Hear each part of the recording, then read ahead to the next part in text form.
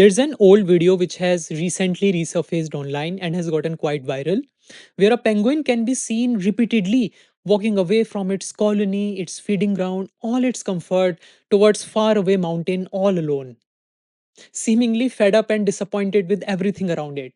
And it has opened up so much discussion on the internet, where some people say that it's a depressed penguin, some people are saying that it's on a death march. And so today we are going to discuss not so much about the penguin entirely, but we are going to discuss the fact why so many of us felt so interested in this video is because at some point in our lives, we all felt related to the penguin. This happens because deep within, we know, we have this intuition that life is meant for much more than the way that it is commonly experienced. That I am meant to experience much more than these few and short lived moments of pleasure that are just scattered around in an otherwise stressful day. So, the natural question that comes up next is, why do we even reach this state? This state where, just like that penguin, we feel so disappointed and fed up with everything. See, there are some things in life which we are naturally inclined to pursue. The major ones are money, relationships, achievement, status. And all of these are great pursuits, don't get me wrong, and these should be pursued wholeheartedly. But the problem arises when we attach an expectation to them, the expectation that getting these things will give us lasting peace and happiness. They give us short term pleasure and satisfaction, sure, but never lasting peace and happiness. And it doesn't really matter whether we succeed in getting a lot of money or not, whether we get into a romantic relationship or not. Over the course of life, this feeling is sooner or later bound to come up if we don't address the root cause. And this is not something abstract that I'm saying.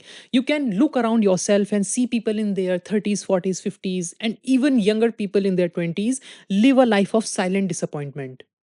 They do achieve things, but it never really makes them happy in the long run, because they wait way too long to address this intuition that I am meant for something much more than this, that life is to be lived in a way that is greater than this. And if you are one of the people who have not pushed this intuition away, then congratulations, my friend, you have been initiated into a journey of a lifetime. And this journey is not what you think it is. And this journey that I keep talking about is a journey of realizing for ourselves that there is a way to live life which is completely free of stress, anxiety, and worry. That there is a way to live life where each day we wake up with energy and enthusiasm rather than dread and disappointment. That there is a way to live life where each mundane task is done with total participation and enjoyment. And again, this is accessible for all of us, irrespective of what we achieve or not. And the reason that this is possible is because our true nature, all of us, our true nature, before it gets programmed by the negative beliefs throughout our lives, is that of peace and happiness. That's why children are so happy.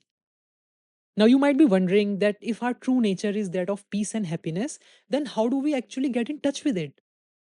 And this is a question that I have explored in depth in my previous videos. And I also regularly discuss these ideas in my email newsletter that I have attached in the description below. So I won't go too much into depth right now, but I'll give you one tip that if you follow regularly, it will get you much closer to this state. Stop distracting yourself every free moment of time that you get. Learn to sit with yourself without any distraction, at least for a few moments at a time. Stop opening Instagram every minute of break that you get. Stop reading the news or playing the music every free minute of silence that you get. Once we learn to stay with ourselves without any distraction, maybe for a few minutes at the beginning, we start to come into contact with the stored mental and emotional load in the body and mind. And if we practice staying there, then gradually something very interesting happens. The continuous noise that the mind makes starts to slow down. The emotional load that we just in general feel in form of stress and anxiety starts to fade away.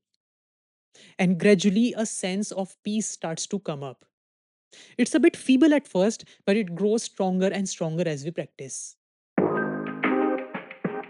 And then we arrive at the biggest plot twist of our lives, which is that this was the only mountain that we ever needed to climb.